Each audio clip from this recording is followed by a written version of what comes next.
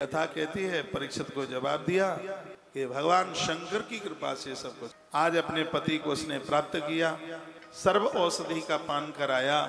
सर्व औषधि क्या है? सरसों के दाने सर्व औषधि, सरसों के दाने। हल्दी सर्व औषधि में आती है, हल्दी सर्व औषधि। सर्व औषधि का मतलब है एक सर्व भोजन, एक सर्व औषधि। आप देख नहीं रहे इधर, सर्व भोजन में सर्व कुछ आता है तो वो गौ माता का दूध आता है। गौ दुग्ध को सर्व आहार कहते हैं। व्यक्ति की बॉडी के लिए दाल की आवश्यकता है, व्यक्ति की बॉडी के लिए चावल की आवश्यकता है, गेहूं की आवश्यकता है, जौ ज्वार की आवश्यकता नहीं। आवश्यकता होती तो ये चीज बनाई क्यों जाती? बॉडी के लिए जरूरत है। मुझे 6 साल हो गए, भूल करके भी पेट में दाल नहीं गई, चावल नहीं गया, अन्न नहीं गया, फिर भी मैं तंदुरुस्त हूँ, मैं स्वस्थ हूँ। इस बात का प्रमाण है। मुझे चक्कर नहीं आते, मैं गिरता नहीं, मेरी आंखों में दर्द, माथे में दर्द नहीं होता। इसमें मेरी महिमा नहीं है, इसमें महात्म्य है गौ माता के दूध का। यदि गौ माता का दूध भी छोड़ देता तो बड़ी दिक्कत हो जाती। जैसे प्रकार से गौ माता का दूध सर्व आहार में आता है, ये दाल चावल अन्न रोटियां सबकी पूर्ति कर देता है, ये सर्व आहार है।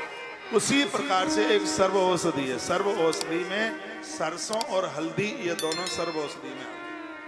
आप जीरे का तड़का लगाते हैं, बहुत चीजें मसाले में आप डालते हैं। अपनी रसोई में आप राई और रख लीजिए, छोटे छोटे वो सरसों के दाने हैं। ना पेट फूलेगा, ना पेट में गैस बनेगी, ना पित्ताशय गड़बड़ होगा, बवासीर जैसी भयंकर बीमारियां नहीं होंगी। ये सरसों के दाने का प्रभाव है। नींद भी आराम से आ जाए। और दूसरे हल्दी, आप हल्दी साग में लीजिए, आप हल्दी दूध में लीजिए।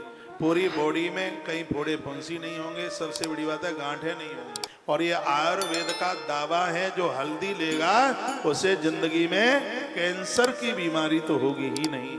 ये इसकी बड़ी महिमा है। हल्दी आपको स्वस्थ रखती है, हल्दी आपको ताकत देती है, हल्दी आपकी मर्दानगी को समाप्त नहीं होने देती। हल्दी की इतनी बड़ी महिमा है, हल्दी का ये इतना बड़ा प्रभाव है। हल्दी सर्व औषधि में। तो इस नारी ने क्या किया? उसने सर्व औषधि अपने पति को दे दी। वो जन्म लिया छोटा था, जैसे वो उसे रोज देती है, वो राई के दाने देती है, क्योंकि रसोई में किचन में तो उसकी ड्यूटी लगी थी, तो वहां तो सब चीजें उपलब्ध ही थी। तो उसने ये चीजें अपने पति को दे देकर अपने पति को हाली जवान कर दिया। उसे ये चीज, बच्चे मरे मराए से, ढिल्ले से बिल्कुल जमा खा करके गिर रहे हैं, इसलिए क्योंकि तुम्हारी रसोई में गरीबी आ गई। तुम्हारा बाथरूम बड़ा धनवान हो रहा है, बाथरूम की बड़ी प्रोग्रेस हो रही है। मैं आप लोगों के बाथरूम में देखता हूँ 50 तरह के तो ट्यूब मुंह पोतने के रखे हैं, 10 तरह के साबुन रखे हैं, और पता नहीं क्या क्या रखा है। रसोई में देखो तो गुड़ नहीं मिलेगा, रसोई में देखो तो पुरानी दाल नहीं मिलेगी। रसोई में गरीबी और बाथरूमों में अमीरी बढ़ रही है, जो कि बिल्कुल ठीक नहीं है। आपकी रसोई में नित्य दूध आना चाहिए। आपको पता है पितर कितने प्रसन्न होते हैं दुग्ध से, दूध से। जिन घरों में दूध से महादेव को स्नान कराया जाता है, उस परिवार में कभी सांप नहीं काट सकता। ये हमने लिंग पुराण में पढ़ा है।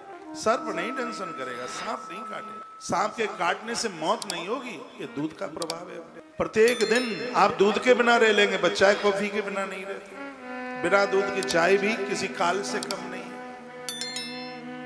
कथाएं तो मैं आपको सुना ही रहा हूं, लेकिन आपके बीच में ऐसी बातें भी मैं प्रमाण के साथ रख रहा हूं, जो बातें आज व्यासपीठ से चखने को मिल ही नहीं रही। पता ही नहीं कि सर्व औषधि क्या है। सर्व औषधि के द्वारा रति ने अपने पति को जवान कर दिया।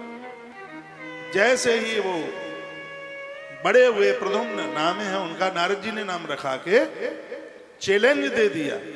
युद्ध ऐसा हुआ, सम्रासुर के सामने देवता कांपते थे, लेकिन भगवान श्री कृष्ण के पुत्र ने, ये भी मजबूती पत्नी के द्वारा दी गई थी। ये तो आपके हाथ में है। आप अपने बच्चे को और अपने पति को क्या खिला रहे हैं? अमृत खिला रहे हैं कि जहर खिला रहे हैं? ये तो आपके हाथ की बात है, ये आपके हाथ बात है। मैं आपको टंच नहीं कर रहा हूँ। प्रार्थना पूर्वक मुझे क्षमा कर देना, कोई बात आपको बुरा ना लगे। आप रसोई की मालिक हैं, आप अन्नपूर्णा हैं। आप जो बनाएंगे वही तो ये खाएंगे। कभी देसी सब्जी भी बना लिया करो। देसी साग में सरसों, पालक, मेथी, ये सब देसी में आते हैं। इन चीजों का अभाव है। आप तो चाइनीज फूड बनाते हैं। तभी तो पता लगेगा कि आप कितने संभ्रांत हैं। ये चिकना, ये रिफाइंड का कम से कम यूज कीजिए।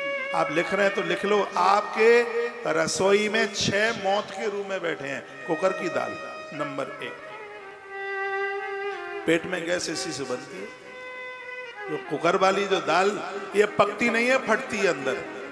आपको मालूम है अरहर की दाल को जन्म लेने में, बनने में 10 महीना लगता है। जून में बोई जाती है और अप्रैल में जाकर के कटती है। जून, जुलाई, अगस्त, सितंबर, अक्टूबर, नवंबर, दिसंबर, जनवरी, फरवरी, मार्च, अप्रैल 10 से 11 महीना लगता है इसको पकने में। जिसको पकने में 11 महीना लगा है, उसको आप रसोई में पकाने में 10 मिनट में पका रहे हैं, तो वो पकेगी नहीं, वो फटेगी। और कुकर की ऐसी दाल तुम्हारे पेट में गैस बनाएगी, और गैस की बीमारी को साधारण न समझना। पेट में गैस बनेगी, हार्ट अटैक तक पहुंचा देगी, हार्ट अटैक की स्थिति हो जाएगी। इसलिए ये कुकर तो बहुत बड़ा दुश्मनी का काम कर रहा है। मैं बड़ा भाग्यशाली हूं, मैंने अपनी लाइफ में कुकर की पकी हुई कोई चीज यूज नहीं करी। ऐसा नहीं है कि बातें आपको ही सुनाने के लिए। कुकर को अब तो मैं अन्न खाता नहीं, जब खाता भी था तब कुकर को इस्तेमाल नहीं किया। ये मारने की तैयारी कर रहा है।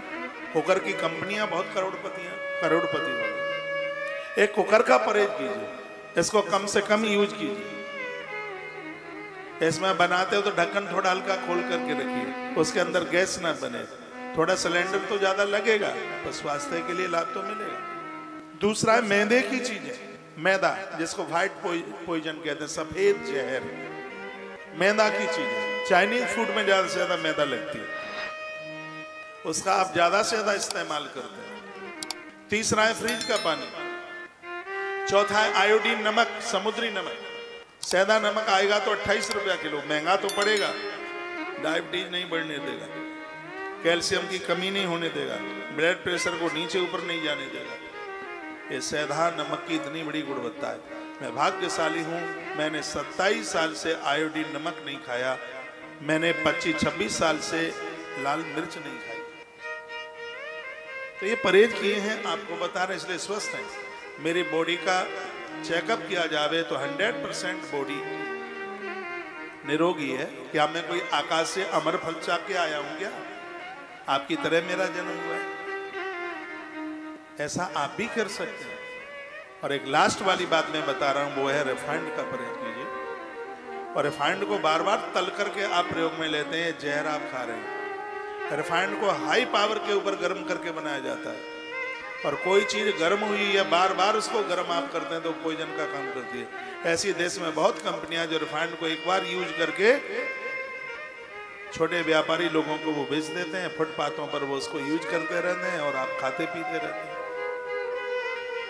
तो ये शरीर को रोगी बनाने वाली ये चीजें हैं, इनसे सावधानी रखिए। और मेरे साथ एक बार जयकारा लगाइए, बोलिए बांके बिहारी लाल की जय हो।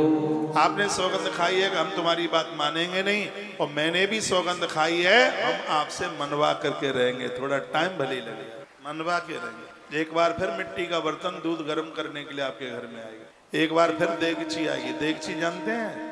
हाँ, सब चीजें फिर आएंगी, क्योंकि मैं